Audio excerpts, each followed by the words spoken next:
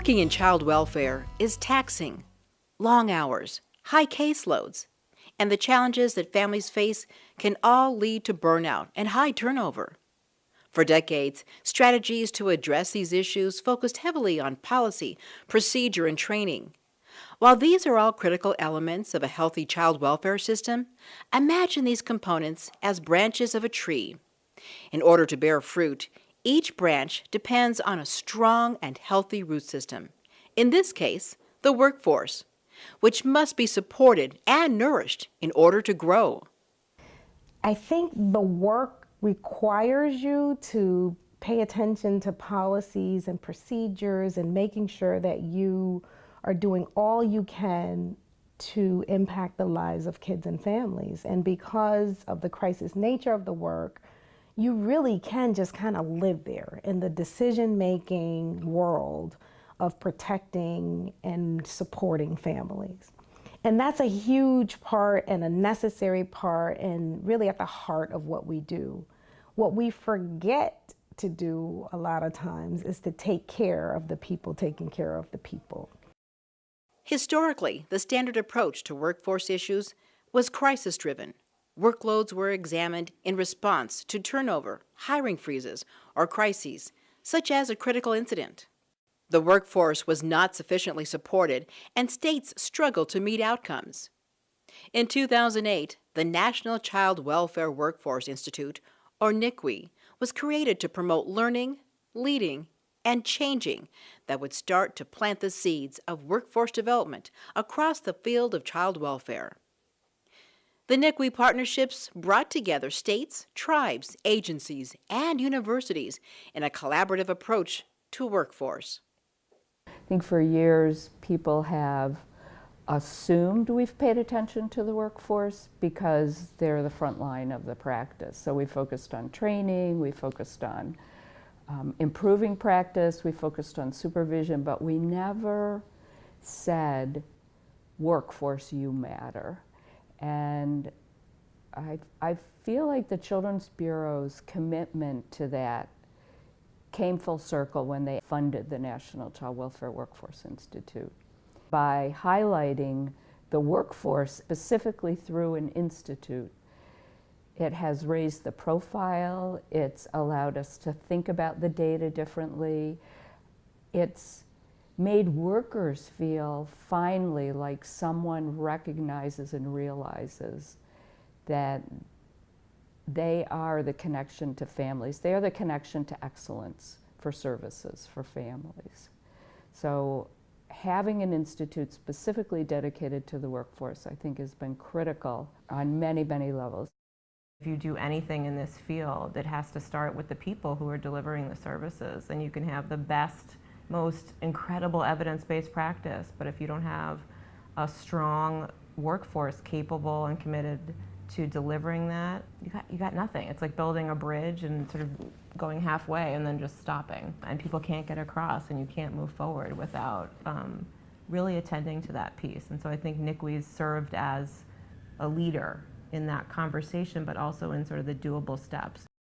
With support from the Children's Bureau, NCWI has developed not only steps that are doable, but ones that are sustainable. What has made NCWI so successful in implementing change is the focus on partnership. There was no one-size-fits-all model or attempt to swoop in and fix problems. By developing strong partnerships with key stakeholders, including staff at all levels of organizations, and by implementing purposeful workforce interventions, NCWI helped to sow a new approach to child welfare that has the workforce at the forefront of sustainable change. Well, the interventions we have been tested, and they include the development of leadership skills and competencies for supervisors, for middle managers in child welfare, and also the funding of stipends for students who learn evidence-based child welfare practice. So we're bringing all of those together to be a more intensive effort, an integrated effort. What we're focusing on will lay the foundation for the agency to be able to use a workforce that is skilled with ideas and trained in providing effective services for children, youth, and families. We in Connecticut implemented the Leadership Academy for middle managers. And one thing that I saw that was really effective was differentiating for leaders the difference between management and leadership. And that shift has been absolutely incredible. It's been powerful to see that shift in workers. We had one person that had really been through a whole lot. You know, if you get a lot of criticals on your case, you've gone through a couple of life changes, policy changes, this type of work can really wear you down in child welfare. It can really wear you down as an individual. After one of our participants finished the LAM, she literally said, it feels like I've been sleeping for a lot of years and I've just been revived through this process.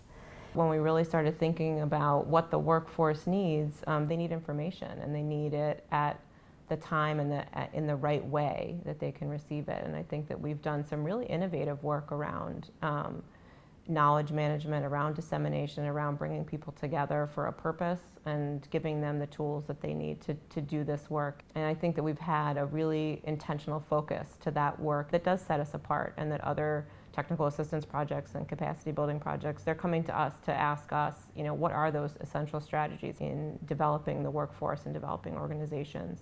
We've combined the best of both worlds of training, which is important, but also dissemination, just-in-time knowledge, ongoing learning opportunities, because we know no one leaves training and can instantly implement what they've learned. We've built in the ongoing professional development and resource sharing and dissemination that I think you need to embed new knowledge inside organizations.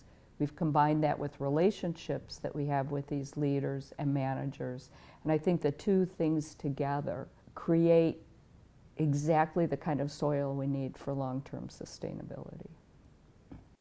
By engaging tribes, states, agencies, and universities in partnership, NCWE has brought together the strengths and resources of each entity under one institute. This has enabled the development of products, materials, information, and relationships that are transforming child welfare.